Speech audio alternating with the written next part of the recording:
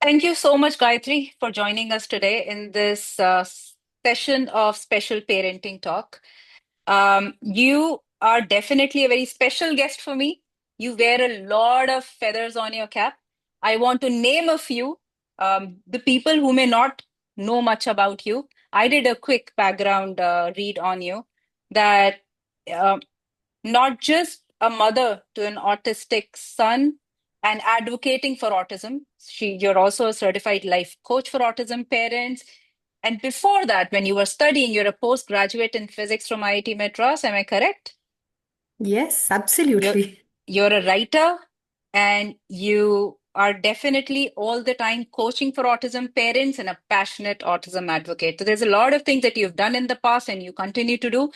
And the beauty of today's conversation is I have picked up certain questions from different phases of your life because I feel one of the phases or some of the phases will relate to our parents, whether it is your career, whether it is your advocacy, whether it is your personal journey with Krishna.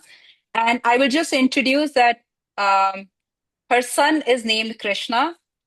And I keep reading Gayatri's post on LinkedIn. It is full of lot of love, um, a lot of observation that she makes of Krishna, of the things he does, and what implications that has on her life and generally in her environment. I find them very positive, Gayatri. I enjoy reading them. Whenever it comes in my feed, I completely read it. So my questions are designed more around how you have channeled through this journey in the last couple of years. So I will start firstly from your journey as a parent. So Mhm. tell me, uh, tell me, Gayatri, what was the defining moment when you shifted from seeking a cure to embracing acceptance in this journey? And you can start from the time of when Krishna was diagnosed, and how did you first deny or did you accept? What did you go through? And finally, you came to a phase of not seeking cure anymore, but just embracing and accepting him as is and helping him grow. Yeah, Vandita, I will start at the beginning. And before that, thank you so much for having me here because I would love to share these experiences with any other parent who might find them useful. So, Krishna was diagnosed when he was almost 4. And according to the doctors, that was a little late for a diagnosis to happen. But he Mhm. hadn't presented any symptoms at all till he was about 4. And this was just after he started school. So the reason I enrolled him in school in LKG was that we thought everything was fine with him. And this kid, he's now 3.5, let him start LKG, and that's about it. The first week of school was literally an eye opener, of which I was not even aware. That's the best part of the story, Mm. because Krishna has apparently not listened to any of the instructions that his teacher gave him. He did not want to sit. He refused to speak. He refused to make eye contact. He was jumping and running all over the classroom. He was playing with his classmates' hair, sometimes playing with it like this, sometimes pulling it. I mean, you had two cute little chotis over here, and that was irresistible for him. So he'd go and pull that girl's ponytail or plait. And he was not listening. I was totally blissfully unaware of all this because they never reverted to me. And though I used to be sitting in the reception every day because, I felt that I was more anxious than Krishna at that stage. Huh. When he used to hold the IMR's hand, walk off into class, and I was waiting, how is this kid going to handle? How is this kid going to handle? So at the end of the first week in school, he has had a meltdown in class. Again, I was not aware of it till his teacher brought him out. So she held his hand and she walked him out into the reception, and I got up to receive my boy, and I saw that he was not laughing, he was not jumping. His face was swollen, stained with tears, grimy with all the crying. He saw me, he came running straight to me, jumped into my arms, and hugged me like that and hid his face in my neck. And I was like, what happened? I mean, this is not the boy that I've been seeing for the past week. And then she told me this entire story that he has not been sitting in class, he's been jumping, running here, running there, etc., etc. And I said, what happened today? And why didn't you tell me? She said that they felt they could handle it. They couldn't Okay. handle it. And that last day, Krishna had wanted to leave the classroom. It wasn't time to go yet, and so his ma'am had bolted the classroom door. And that was like kind of a breaking point for him Mm. because he could not understand that. He wanted to go. The entire class is watching this child screaming, crying, hitting on the projector screen. It looked like a door or a window for him. So he's trying to get out that way. And his ma'am is filming a video and laughing in the background. Very Is subtle. it? Yeah. So she shared this, and I was literally astonished. And today, when I look back, I'm angry with myself because I did Mm, not respond well to the teachers I fed. I didn't even mm, ask them why they did this because I was in mm, such a shock. What happened to my child? So mm, that began a series of, taking him to the doctor. We took him, I'm in Bangalore, so we took him to NIMHANS for an evaluation. Over 5 days of evaluation, the doctor said that he was on the autism spectrum. He could go to school with a shadow teacher. So that was his prescription at that point in time. This school, A, did not support shadow teachers. And thankfully, I had a bulb on moment and said, this is not the place I want my child to be. If they don't have basic empathy and basic common sense, you're not able to handle the child, please call the parents in. I don't find anything wrong in that. Call the parents and we are so sorry, we can't handle your child. Over. That is very simple. That didn't happen. But anyway, so that time I began hunting for other schools, and it was a period of a lot of denial for both my husband and mm, me. So we didn't believe it. We thought that maybe something else, some anxiety, some stress. So we went in for a second opinion, we went in for a third opinion, but then it was the same because Krishna is autistic. That diagnosis is not going to change. So at that point in time, I think like we kind of internalized that yes, he is autistic. But then there was the next step. Chalo, we'll cram in as many therapies as possible in 1 year, 2 years, three mm, years, and then mm. he'll be equipped to get back to school. Sorry, not going to happen because it happens with quite a few children. By the way, if I can digress a little here, because early intervention is very effective with many children on the spectrum. So the therapists are able to equip them with sitting tolerance, with helping them increase their focus, and with a shadow teacher, perhaps if the child needs it, they can attend the usual schools. Krishna was not like that. Krishna regressed even more. So he went from being a very talkative, very bubbly, very communicative child to what he is today at 11. He's completely non-speaking. He has high support needs, which means that I need to help him with everything from waking up in the morning, brushing his teeth, peeing, pooping, eating his breakfast, putting on his clothes, everything. He will function, but he cannot function independently. And he goes for therapy, which is not to say Krishna cannot understand what I say. His Mm. expressive communication is not there, but the receptive communication is amazing. He knows exactly what I'm saying. And that builds up a lot of frustration in him. This was happening all these years. I did not know to put it into words. I know that today. But in my journey till now, I did not know to put it into words. So there was denial at first. Then there was this belief that lot of therapy crammed into a tiny amount of time, somehow theek thak karke you can send him off to school. Not happening. And then which therapies do we take him to? Which Yeah. therapies work for Krishna? Which therapies are appropriate for him? Which centers are appropriate for him? Because not every center is equipped to handle autistic children, though they claim to be equipped to handle autistic children. So we went through a lot of this, and this very long process, I would say, was all walking down the path to acceptance that this Yeah. is who he is. And it's my job as a parent to enable him the best I can, as joyously as I can, not sitting like this and say, Hi Re, kya ho gaya?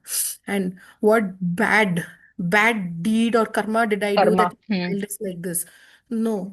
My story is this is the best possible karma that both Krishna and I could have done, because to face so many challenges in life, to face so much of difficulty in every step of your life, from the time you wake up to the time you sleep, through sleeping.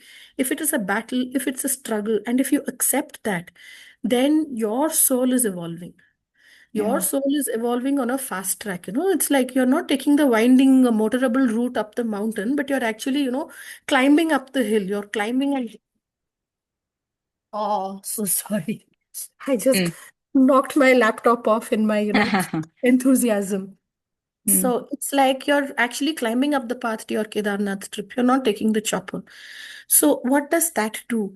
That builds so much of character in you and in your child, your empathy, in your patience, in your compassion, in your understanding, in your being present in the moment, and your whole worldview. It's a transformation, is what I believe. This happens when you accept. not when you're fighting and when you're battling what has been given to you by, I don't know, fate, the universe, whatever you want to call it. So it's not easy, it's not Mm, fast. And I would say that it took me 6 years. It yeah, took me 6 years to reach the space that I'm in right now. And this space is what I want to share with other parents, that don't take 6 years for it, please, because yeah, your child needs your help and yeah, needs your presence fully. yeah, So that is my yeah, story till yeah. now. And that last point is exactly why I wanted you and I want parents like you to come and speak, because we speak to parents of all different in all different phases of their life. When we Hmm. speak to somebody who's just been diagnosed, their child has just been diagnosed, that's what I feel, that now don't spend the next 3 years Yes. hiding or denying. Instead, like you said, no, at times early intervention is key. Just do it. You might just see wonders. But yeah, I mean, everybody who's at your stage who has crossed this always says, don't take this much time to reach where I've reached. They always say that. Yeah. Yeah. So in this journey, obviously, there was a lot of grief and there was a lot of societal judgment. And this is something I'm sure every parent faces. For whatever kind of child they have, they face this. Uh, but I think it is a lot in case of a child who's on his autistic journey. So True. how did you navigate this grief and the societal judgment? How did that shape your growth? How did that grow you both as a parent and now as an advocate? I think, excuse me, I have a dreadful cold, so forgive all the coughs Mm, and sneezes. I think for me, in a way, I've been privileged in that I never really cared about what the other person thinks. I know a mm, lot of parents are not in the same space, also because mm, of my circumstances. We don't live in an apartment block. That makes things a lot easier. Because in an apartment block, you have neighbors, you have someone right down the corridor who's saying, oh, my kid is going to Rainbow. But your kid, oh, he's only going for therapy. And that is like, that's like a knife in your heart. Me, luckily, I don't have that because I live in a gated community where I have hardly any neighbors.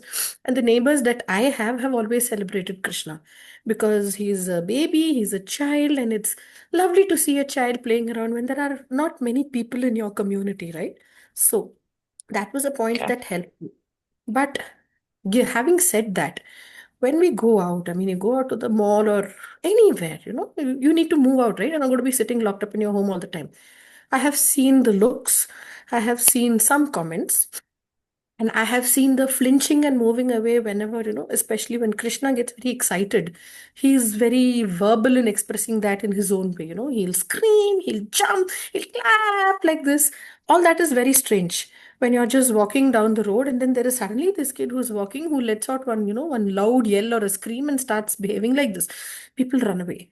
So you know, that used to really make me feel bad at the time.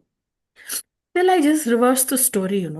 From that person's point of view, they have no idea. Because I yeah, didn't have any idea, right? Till I saw Krishna.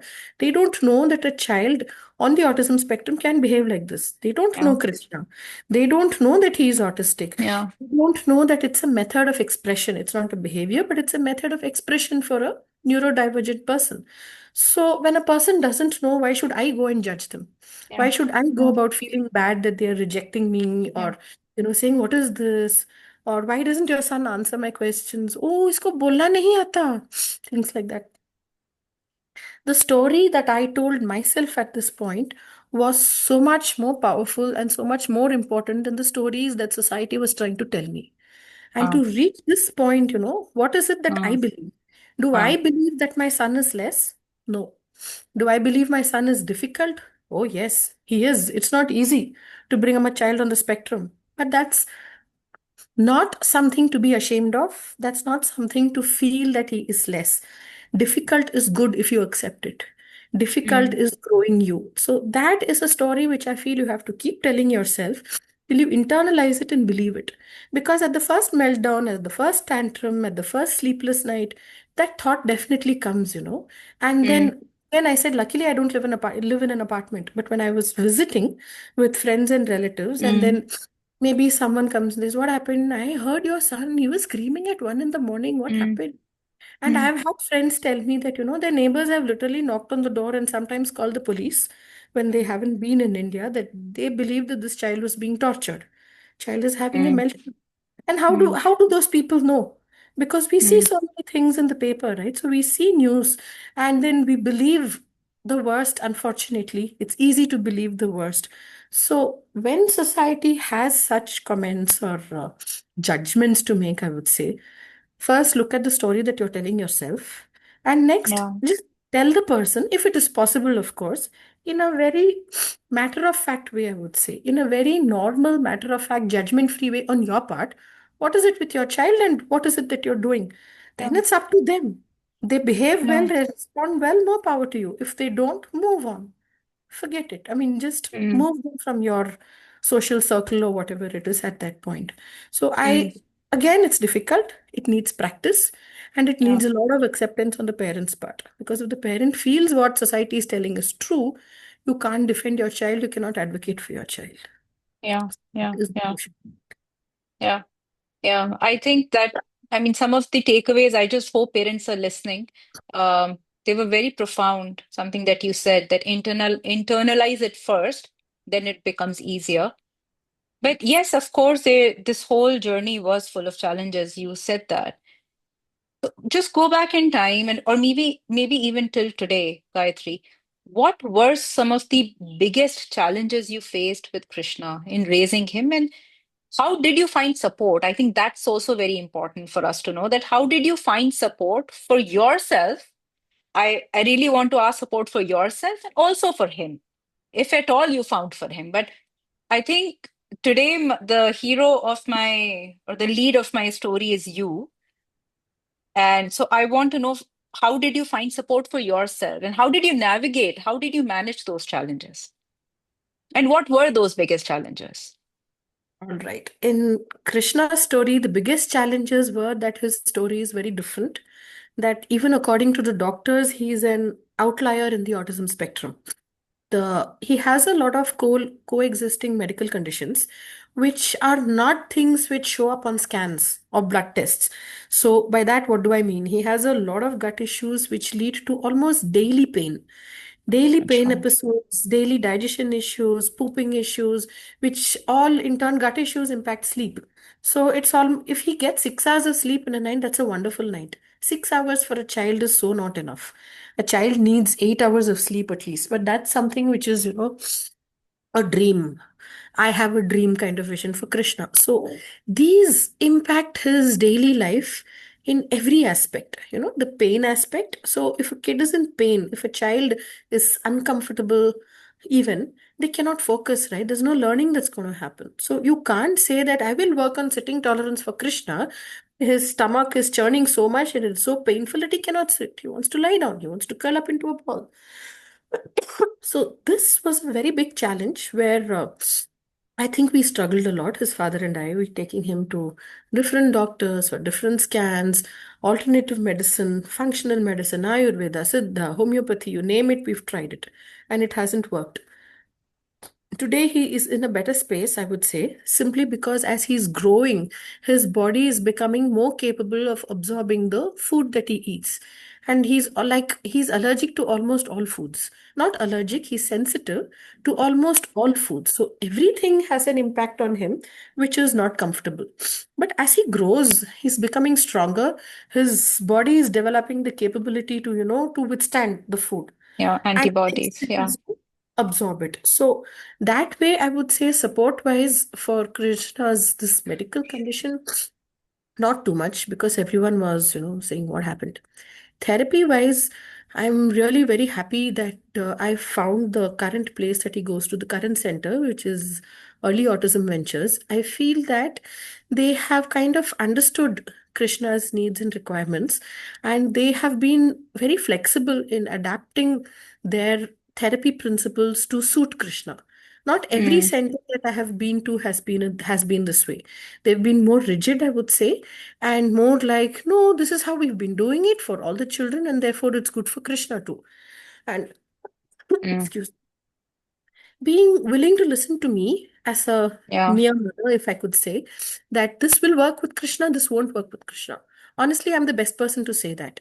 So that to be ready to listen to this current center that he's going to is ready to listen to him. So I'm really happy that I've got the support for him right now.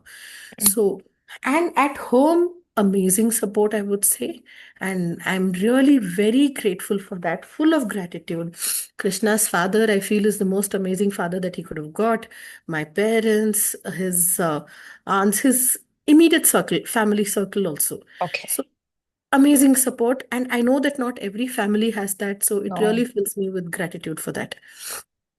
For Yeah. myself, for myself, I would say that I was my own greatest enemy because I was completely obsessed with Krishna, you could say.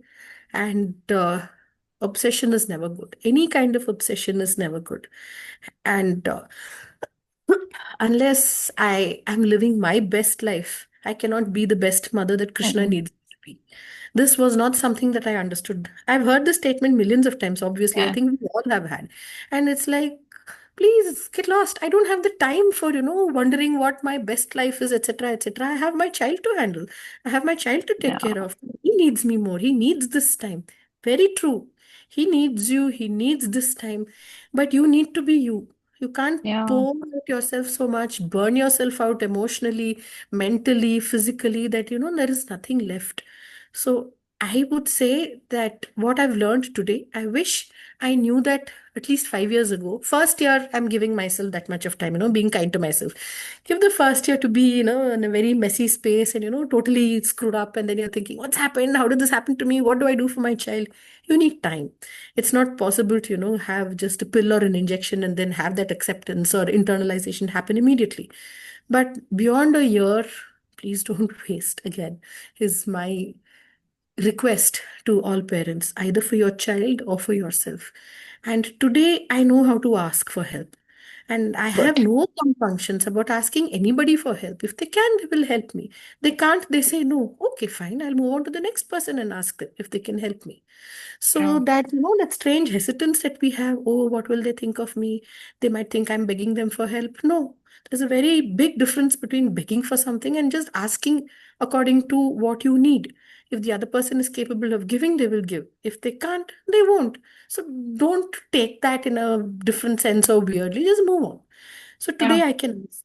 I could not ask 4 years ago. So Okay. that support which I needed, I think I sabotaged it myself till now. Yeah. And today, thankfully, I'm not doing it. So that Very is nice. the long I think answer. that is something I want all the parents who are listening, that you also have a life. And that whole statement that if you are not happy, I'm saying this for myself also. When I run this setup, there are days which are not good for me. And I end up getting very irritated on my children because they are the most easiest scapegoat for me. And that's very, very guilty. In the end, I feel very guilty.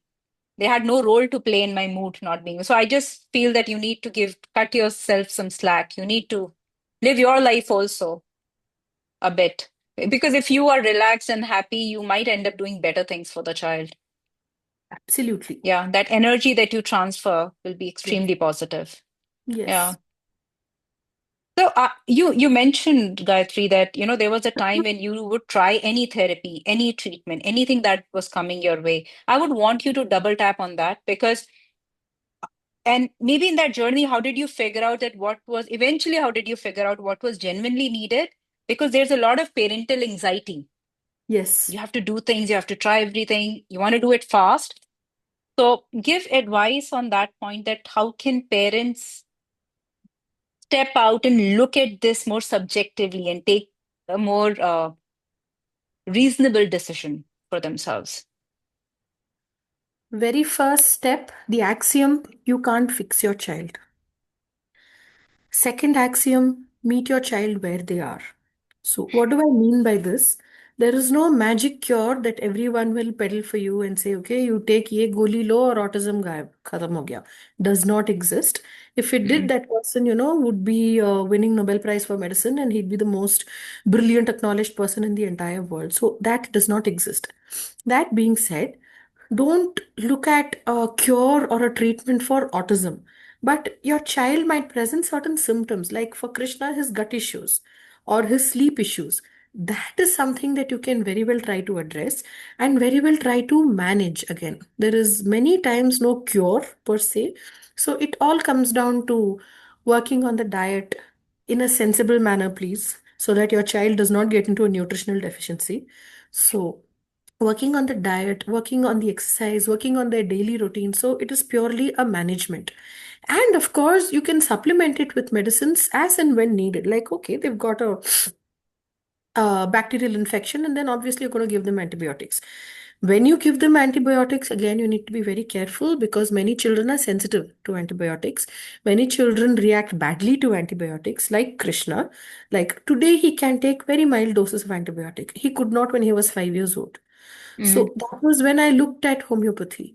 Again, the practitioner matters. So the if you're looking for some medical treatment for your child for a symptom, please go ahead. Be very discerning as a parent and trust yourself, I would say. So Mm-hmm. that again, I have a lot of gratitude to my family because they helped me trust myself. So Yeah. when I felt that this was not working for Krishna, it is not right, I could stop and rectify very fast, I would say. Within a single day or a 2 day window, it was enough to make the decision that this is not just not working for him, this is maybe harming him in a different way. Maybe that medicine was making him hyperactive and making him, too um sensitive in other ways to unrelated things seemingly. Maybe he took the Yeah. staff and he couldn't bear light, he couldn't bear noise. It has Yeah. absolutely nothing to do with stomach infection medicine, say, but it is related. So I would again request parents to trust themselves and to be very observant. And for Yeah. me, the best way to do that was to journal. So I forget. Yes. Yeah. Five Yeah. minutes ago, what happened? If you ask me, I'm going to blink at you and say, I'm so sorry, I forgot. Happens because we've got so much on our minds. So write it down. Write it down. What happened yesterday? What happened today? What was the change? What happened before? What Yeah. happened afterwards? So you can go back and refer.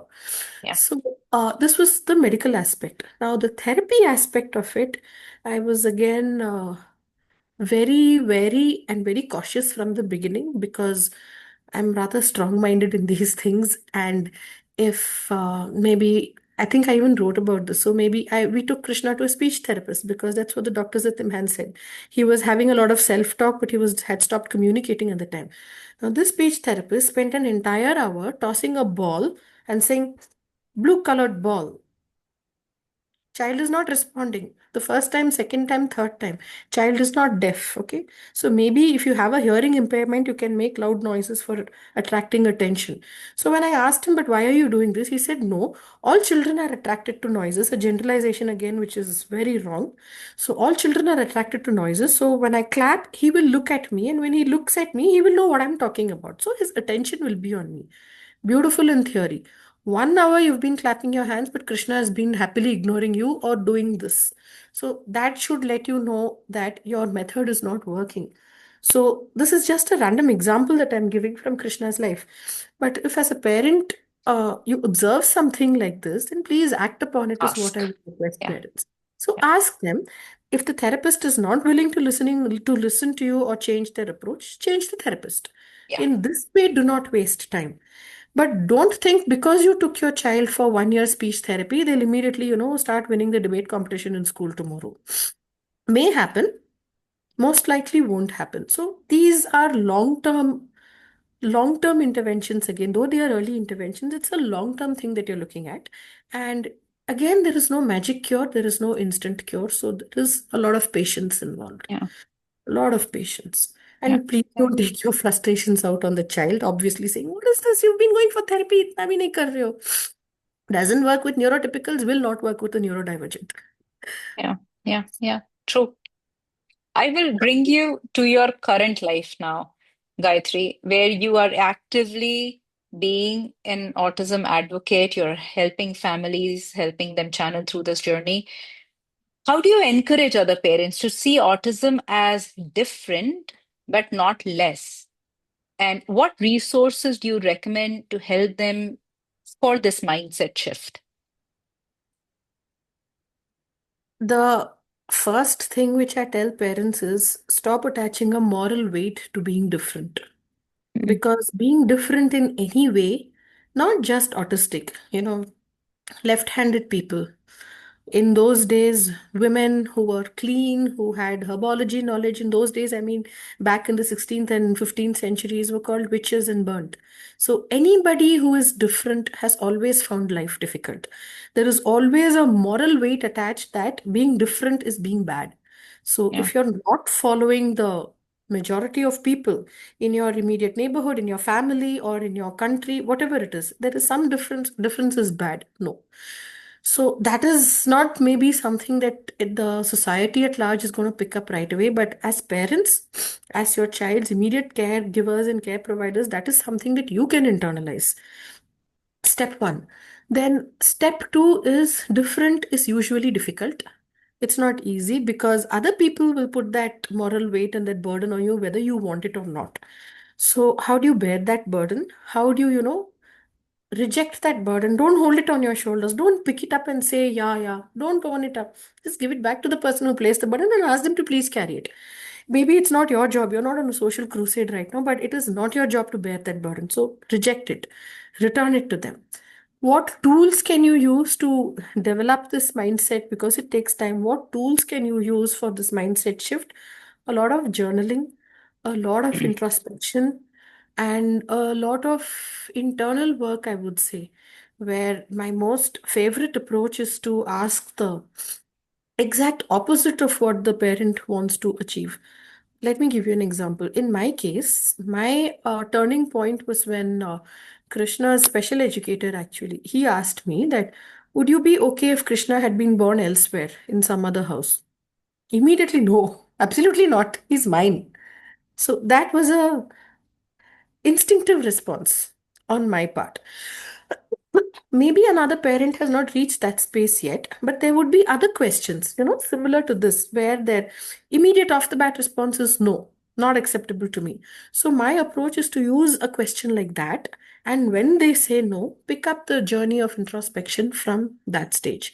So for me, how did it go? I was not ready for Krishna to be in any other house except mine. And the time when he asked me this was a very, very difficult period because he was undergoing a lot of pain. And when Krishna undergoes pain, he becomes aggressive, in which he hurts himself and hurts others also. By others, only me first, and next is father, the people closest to him. So there was a lot of hitting his head, hitting his hands, biting, scratching going on. So, and we had to manage this by blocking him, obviously. I'm not going to do anything else. Blocking, diverting didn't work because the reason he was doing this was to divert himself from the pain in his body.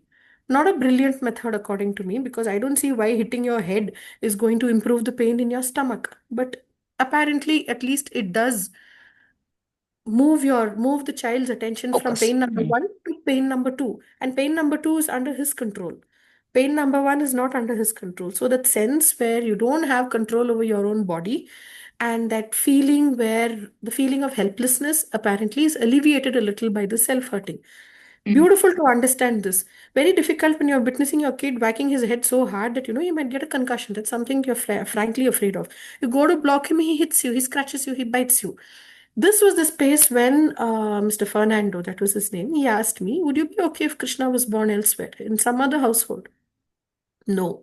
Still, despite this difficulty which I'm facing every day, the trauma to us as parents in watching our child whom we love so much hurt himself, bearing the hurt he's inflicting on us, sleepless nights, not eating, throwing up, despite all of this, I did not in any space want to exchange him for another child. No way. Krishna is mine and he is mine. So from there, that triggered a lot of other questions like this, that all right, but you're finding life so difficult. You're finding it difficult to handle him, to handle yourself, physical exhaustion, emotional exhaustion, mental exhaustion. What about all those? So that again made me think about answers, practical answers to these Yeah. questions. So, all right, physical exhaustion, what can I do to reduce this? Mental exhaustion, what can I do to reduce this? Write down the steps required and then see how best to implement them. Whom do Yeah. you ask? How do you delegate? How do you share? So, this helps in that mindset change. It is not less, it is difficult. Yeah. That is the It's different thing. excellent. Yeah. Yeah.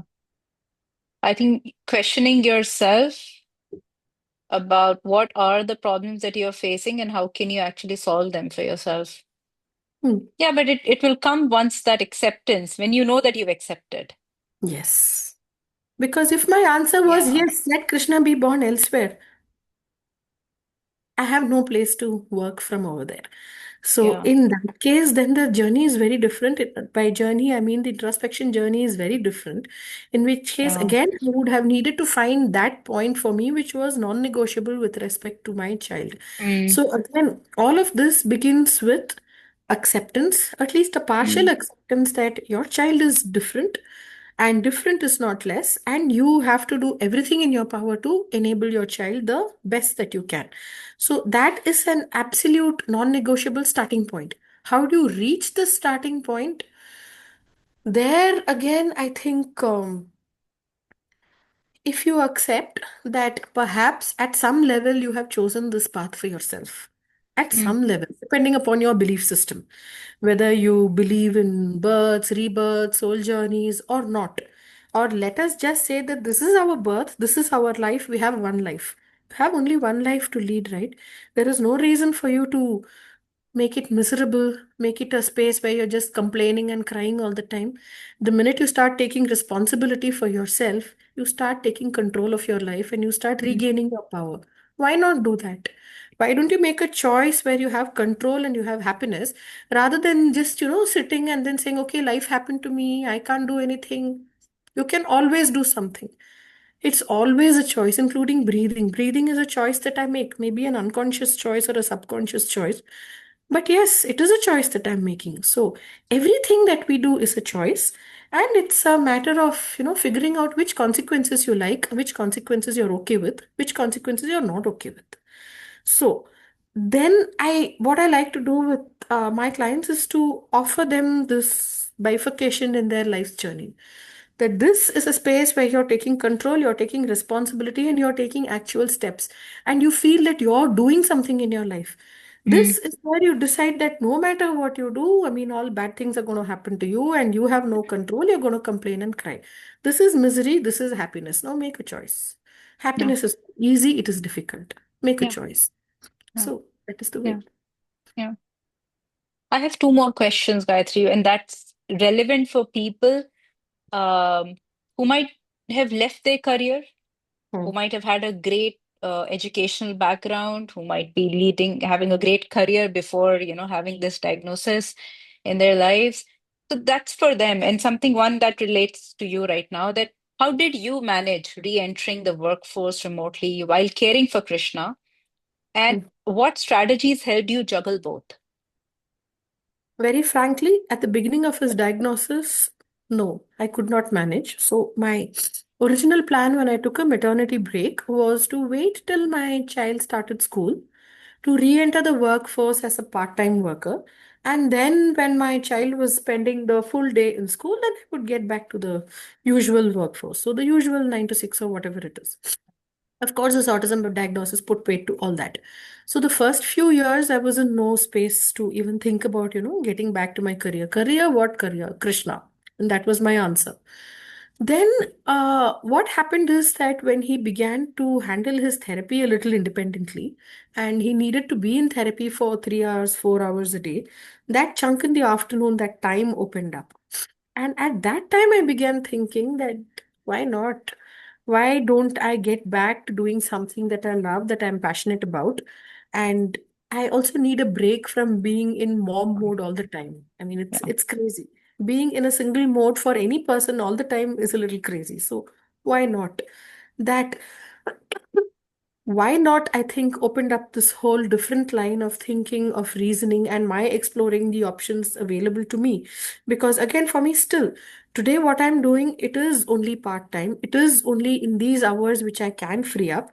Or it is in a time when my husband can pick up my slack, so to say, that he can afford to, take a break from his work and take care of Krishna so that I can do something else. So it's a lot of adjustment. It's a dance, actually, I would say, and it is mm, a part-time dance because with Krishna's situation, I cannot get back to a full-time mm, career or a job or any other work apart from him. So this is a decision again that families would need to take for themselves, depending upon where their child is. So If their Mm, child has a certain degree of independence or self-dependence, and if they are, moving out, maybe a school or therapy or training or whatever it is, and they can adjust the time, they can ask someone else to care for their child, then it's a beautiful space or a beautiful question to ask, that do I want to get back to my career full time, or do I want to manage my career part time? So mm, it depends. And I would say immediately after your child's diagnosis, when they are 2 or 3, don't get back to your career. You can't do mm, justice to either. mm, Guilty sitting at work, and then you will feel resentful sitting with your child. mm. So at Yeah, that time, no. Focus on one thing, and obviously I would vote for your child. I'd say focus on your child now. yeah, yeah, Do not leave your career. Obviously, you get back to it after a while. yeah, yeah, yeah. Absolutely true. My last question right now, which, and I know you've covered this in bits throughout your conversation, but still, I would want to hear some message of hope and encouragement since you've walked down this path so far that you would like to share with parents who may be feeling overwhelmed right now. Overwhelm is very, very natural. So Yeah. please be kind to yourself when you're feeling overwhelmed. It's okay. It will take a little time. Don't wallow in the overwhelm. And how do you know when you need to get out of the overwhelm? I don't know. The answer is different for each person. But I would suggest from 6 months to 1 year post your diagnosis, start asking yourself questions. Start examining your own space. Where are you right now? How are you feeling? And how do you think that the choices, whatever choices you've made, have affected your emotional space? That your feelings, your thoughts, the actions you're taking based on that, are you actually happy with them? Are you feeling Mm, empowered? Because your son or daughter might be autistic. That does not mean your life is doom and gloom. Rather, the opposite. I would say that if your son or daughter is autistic, it opens up a very different journey for you, which is full of challenges yet. Yes, but it's full of, those amazing little joys which pierce so deep into your soul that it does not happen when your child is neurotypical. Today when let me just give you an example. This morning, Krishna ran out onto the road barefoot. He's doing this very often nowadays. And he's got cuts on his feet because his feet are little, they're very tender. But he doesn't like to wear shoes. He likes to run barefoot. And then something, I think there was a gust of wind or something, and some leaves fell off and they were swirling all around. This kid is dancing. He's just dancing and he's giggling and he's trying to catch those leaves. So that moment of joy is so very intense that as an autism mom, I noted it. I was present for it. I looked at it and I could internalize it and I was living his joy. I would say mm, these are moments that you miss out. These are moments you take for granted when your child is not on the spectrum, which is yeah. something that you're missing on, a life experience that you're missing on. But because emotions are actually what make up life, the emotions that you feel in different circumstances. So your life as an autism parent can be filled with joy, filled with purpose, and filled with a sense of power, and the pride that you feel. I would say a justifiable pride in small achievements of your child like this, and small achievements of yourself. Like, again, let me give you my own personal example. Krishna is happy and energetic right now. Happy, energetic translates to hyperactive many of the times. Hyperactive plus food equals food bomb exploding in your house everywhere, And if you tend to eat sticky foods, rice and sambar, gravies, pasta and noodles with sauce, what happens? It lands up on the walls, on the floor, on every beautifully stacked, clean bit of crockery or vessel that you've kept, Mm, and you don't lose your temper, say, and you don't feel miserable and depressed, and you don't feel, oh my God, how do I clean all this again?